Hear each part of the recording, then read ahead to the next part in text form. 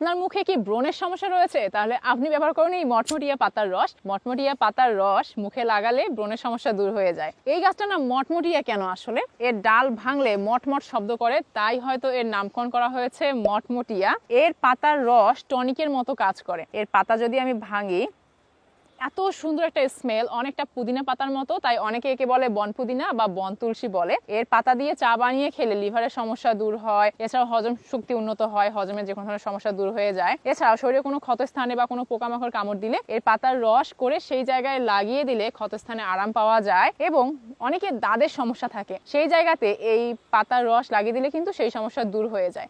আর হ্যাঁ, এর এত এত উপকারিতার মাঝে এর ফুলের সৌন্দর্য আপনাকে মুগ্ধ করবে। তাই ফুলের সৌন্দর্য উপভোগ করার জন্য আপনি বাসাতে এই মটমটিয়ার গাছ রাখতে পারেন। আর এই গাছ কিন্তু লাগাতে হয় না, অনায়াসেই মাঠে ঘাটে নদীর পাড়ে, যেমন এখানে আমাদের নদীর তীরে এই গাছ হয়েছে। তো আলহামদুলিল্লাহ, দেখে খুবই ভালো লাগছে।